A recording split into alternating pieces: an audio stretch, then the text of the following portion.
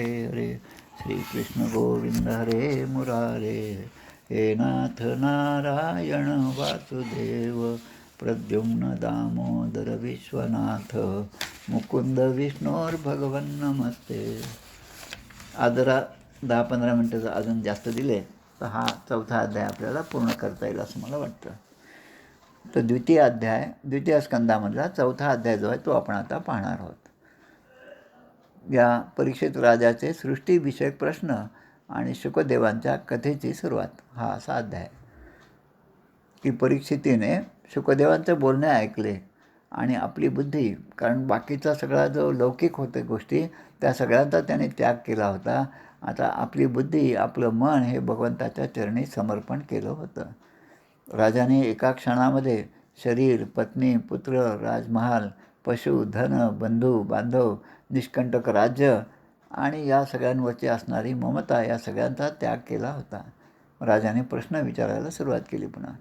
हे शुकदेवा, आपण जशी जशी कथा सांगत आहात तसं तसं माझ्या अज्ञानाचं नाश होत आहे. अज्ञानाचा पडदा हा दूर होत आहे आणि भगवंताच्या गुणगानामध्ये मी रममाण होत आहे. श्री ग्रंथराज दासबोधामध्ये सुद्धा अशाच प्रकारच्या ओव्या आहेत पहा. नासे अज्ञान दुःख भ्रांती शीघ्रची येथे ज्ञानप्राप्ती. मग या ठिकाणी ते विचारतात, भूय एव विवित्सामी भगवान आत्ममायया यथेदम सृजते विश्वम दुर्विभाव्यम अधीश्वरेही. आता प्रश्न विचारलेले आहेत की भगवंत आपल्या मायेने सृष्टीची उत्पत्ती कशी करतात, ही सृष्टी कशी निर्माण झाली. एक तर ती निर्माण झाली कशी झाली आणि दुसरा आता पुढचा प्रश्न असा आहे की या विश्वाचे संरक्षण कोण करतं, याचं पालन कोण करतं आणि जेव्हा संहार होतो तर हा संहार करणारं कोण आहे. त्याचबरोबर परमात्मा या मायेने कोणत्या शक्तीचा आधार घेऊन या सगळ्या गोष्टी तयार करत असतात आणि त्याच्याशी खेळत असतात. भगवंताची माया, भगवंताची लीला आपण म्हणतो ते त्याच्याशी खेळत असतात. मग हे ब्रह्मांड कसं काय बनवलं आणि ते कसं काय मिटलं जातं याबद्दलचा मला मनामध्ये शंका आहेत. त्या सगळ्या तुम्ही आता मला सांगाव्यात. आणि पुन्हा प्रश्न फार महत्त्वाचे आहेत पहा. यथा गुणास्तु प्रकृतेत युगपत क्रमशोऽपि वा बिभर्ती भूरिस्त्वेकः कुर्वन् कर्माणि जन्मभिः. म्हणजे एकटे भगवंत, प्रश्न महत्त्वाचा आहे, एकटे भगवंत असे सगळे पुष्कळ कर्म करण्यासाठी पुरुष रूपाने प्रकृतीचा आधार घेऊन एकाच वेळेस ते सगळं करतात का ते वेगवेगळे अवतार घेऊन हे सगळं काम करतात, याचं समाधान तुम्ही करावं. मग ते सांगतात, नमो परस्मै पुरुषाय भूयसे सदुद्भवस्थान निरोध लीलया गृहीत शक्ती त्रितयाय देहिना अंतर्भावाय अनुपलक्ष वर्तमने. म्हणजे संसाराची उत्पत्ती, स्थिती आणि लय करण्यासाठी भगवंत काय करतात, कारण उत्पत्ती करणं म्हणजे रजोगुण आहे, स्थिती आहे, पालनपोषण आहे म्हणजे सत्वगुण आहे आणि त्याचा संहार करणं म्हणजे तमोगुण आहे. म्हणजे तोच भगवंत रज, सत्व आणि तम या तिन्ही शक्तींचा स्वीकार करतात. आणि मग पुन्हा ब्रह्मा आणि विष्णू आणि शंकर या तिन्ही रूप आहेत. मग तेच भगवंत ही तिन्ही रूपे धारण करतात आणि पुन्हा एवढं सगळं करूनसुद्धा आपल्या सर्वांच्या अंतर्यामी ते राहतात. सर्वस्य चाहं हृदि सन्निविष्टो मतस्मृतिर्ज्ञानमपोहनंच. सर्वस्य चाहं म्हणजे सगळ्यांच्या हृदयामध्ये तेच असतात. आणि मग अशा भगवंताचं स्वरूप जाणण्याला ब्रह्मदेव असो, शंकर असो यांनी कितीही प्रयत्न केला तरी त्यांना ते स्वरूप आत्तापर्यंत कळलेलं नाही. कित्येक ऋषीमुनींनी सगळ्या प्रकारे प्रयत्न केला, प्रत्येकाने आपापल्या परीने त्यांचं महत्त्व सांगितलं, पण खऱ्या अर्थाने ते आपल्याला प्राप्त झालेलं आहे असं ते स्वरूप आहे. आणि सत्पुरुष जे आहेत त्यांचं दुःख नाहीसे करण्यासाठी आणि दुष्टांची उन्नती होऊ नये म्हणून वेगवेगळ्या देवता निर्माण केल्या. त्या वायुरूप असतील, त्या एखाद्या सगुण रूपामध्ये सुद्धा असतील, त्या देवता निर्माण केल्या आणि त्या राक्षसाने, त्या दुष्टांनी जशी जशी उपासना केली तर त्याला फळ हे द्यावंच लागतं. त्याप्रमाणे त्यांची कामना जरी वाईट असली तरी त्यांना ते आशीर्वाद दिलेला आहे त्या देवतांनी. आणि मग तरी पण चांगल्या लोकांचं रक्षण भगवंतांनी केलेलं आहे. सगळ्या राक्षसाने, दुष्ट स्वभावाच्या लोकांनी केलेल्या उपासना आपल्याला माहिती आहे. हिरण्यकश्यप आहे, हिरण्याक्ष आहे, कितीतरी आहेत, कंस का असेना, रावण का असेना, या सगळ्यांनी उपासना केली आहे आणि काही ना काही आशीर्वाद प्राप्त केला आहे. पण तरी पण त्यांचा नाश झालेला आहे आणि त्यासाठी कसे वेगवेगळे अवतार घेतलेले आहेत हे सगळं आपल्याला श्रीमद भागवताच्या अध्यायामधून कळणार आहे. आणि मग यत् कीर्तनम यत् स्मरणम यदीक्षणम यद् वंदनम यत् श्रवणम यद् अर्हणम लोकस्य सद्यो विधुनोति कल्मषम तस्मै सुभद्रश्रवसे नमो नमः. मग शुकदेव आता कथा सांगायला सुरुवात करणार आहेत. म्हणून कथेच्या पूर्वी भगवंताला नमस्कार करतात. काय म्हणून की यत् कीर्तनम यत् स्मरण, त्याचं कीर्तन, त्याचं स्मरण, त्याचं वंदन, त्याचं श्रवण हे सगळं लोकस्य सद्यो विधुनोति कल्मषम, की लोकांमधला कल्मष जो आहे त्याचा नाश करण्यासाठी भगवंता मी तुला नमस्कार करतो. तृण अग्नी मिळे समरस झाले तैसे नामे केले जपता हरी. अशा प्रकारे त्या भगवंतांना माझा नमस्कार आहे.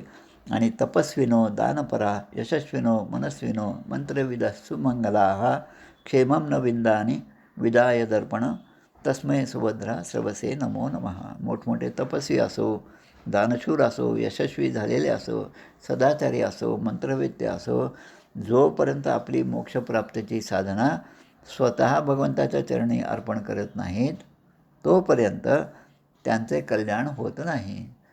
त्यामुळे तुम्ही कोणी असा, तिन्ही साधनांचे बहु कष्ट केले, समर्थ म्हणतात ना आपल्याला, तसं त्याने खूप कष्ट केले पण त्यांना ते प्राप्त होत नाही. कारण त्यांना तुझा आशीर्वाद असल्याशिवाय ते काहीच फळद्रूप होत नाही. आणि म्हणून आता परीक्षित राजाला या सगळ्या प्रश्नांची उत्तरे देण्यासाठी मी या ठिकाणी आलेलो आहे. तर माझा हा उद्देश सफल व्हावा यासाठी मी आपल्या चरणांना साष्टांग वंदन करत आहे. ज्ञानी पुरुषांचे आत्मा, भक्तांचे स्वामी, कर्मकांड जे करतात त्यांच्यासाठी एखादी सगुण मूर्ती असेल, जे धार्मिक आहेत त्यांना धर्ममूर्ती, म्हणजे धर्म म्हणजे काय, आचरणच आहे ते एका प्रकारे. जे नियम आहेत त्या नियमांचं पालन करणं. किंवा ब्रह्मदेव आणि शंकर हे सुद्धा ज्याच्या स्वरूपाचे चिंतन करताना पूर्णपणे चिंतन करू शकत नाही, अशा त्या भगवंताला मी वारंवार नमस्कार करतो. पुढे सांगतात श्रियपतीर यज्ञपतीर प्रजापतीर धियापतीर लोकपतीर धरापतीर. असं जे लक्ष्मीचे पती आहेत, यज्ञाचे भोक्ते आहेत, यज्ञाचे फळ देणारे आहे, प्रजेचे रक्षक आहेत, किंवा सर्वांच्या अंतर्यामी असणारे, सर्व लोकांचे पालन करता असणारे पृथ्वी देवीचे स्वामी. आपण भूदेवी आणि श्रीदेवी या तिरुपती बालाजीच्या 2 पत्नी ज्या आजूबाजूला असतात, एक लक्ष्मी रूपाने आहे आणि एक ही ते भूदेवी आहे, श्रीदेवी आणि भूदेवी त्यांच्या रूपाने. त्याचप्रमाणे अंधक, वृष्णी आणि यादव या तिन्ही वंशाचे प्रमुख असणारे जे भगवान श्रीकृष्ण आहेत ते माझ्यावर प्रसन्न हो. अशा प्रकारे ते भगवंताला आशीर्वाद मागतात. तुकाराम महाराज आपल्याला ते सांगतात, देहदेवाचे मंदिर आत परमात्मा परमेश्वर, जशी उसात हो साखर तसा देहात हो ईश्वर. माझ्या देहामध्ये सुद्धा तोच भगवंत आहे. शुकदेव म्हणतात की जो इतरांच्या ठिकाणी आहे आणि या पंचभूतातून हे शरीर निर्माण झालेलं आहे आणि 16 विषयांचा आपण उपभोग घेत असतो. म्हणून या शुकदेवाच्या वाणीला भगवंता तुम्ही अलंकृत करा, ही वाणी अधिक प्रखर अधिक प्रभावी व्हावी यासाठी मला तुम्ही आशीर्वाद द्या. नमस्तस्मै भगवते वासुदेवाय वेदसे पपुर्ज्ञानमयम सौम्या यन्मुखांबुरू हासवम. की ज्यांच्या मुखकमलातून मकरंद म्हणजे एखाद्या मधाप्रमाणे पाझरलेल्या ज्ञानमय असं अमृत हे सगळं आपल्याला प्राप्त होत आहे. असे जे सत्पुरुष सेवन करत असतात सारखे, त्या वासुदेवावतार सर्वज्ञ भगवंत या व्यासांच्या चरणी माझा नमस्कार असो. शुकदेव आपल्या पित्याला म्हणजे देवर्षी व्यासांनासुद्धा नमस्कार करतात की आता आपल्या सर्वांच्या कृपेने मला या भागवताची कथा सांगण्यासाठी प्रेरणा द्या आणि माझं सांगणं हे तेवढंच प्रभावी व्हावं, कारण यामध्ये प्रत्येक जीवाचं कल्याण होणार आहे म्हणून ते याचना करतात.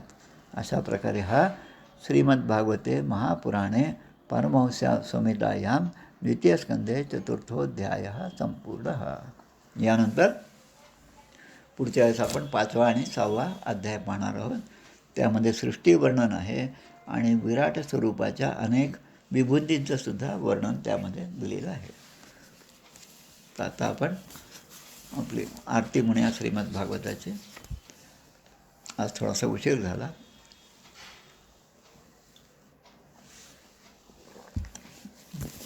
दोन्ही अध्याय लहान होते मग एकाच दिवशी आपण घेतले. जय हो जय श्री भागवता, आरती करी तुझ भगवंता. श्री शुक मुनीने परम भक्तीने, नाना परीने गायले जा हरिचरिता. आरती करी तुझ भगवंता. वेद तरुचे मधुर फळ, स्वादुरसे जे सोज्वळ. आत्मा राम मुनी अचल, मुनी करीती जन सफळ. महापर्वणी आली अवनी, की अघहरणी भवजलतरणी ती पतिता. आरती करी तुझ भगवंता. येथे व्यासांची वाणी, सार्थक हरिगुण गावोनी. शास्त्र पुराणी मुकुटमणी, परम प्रेमामृत जननी.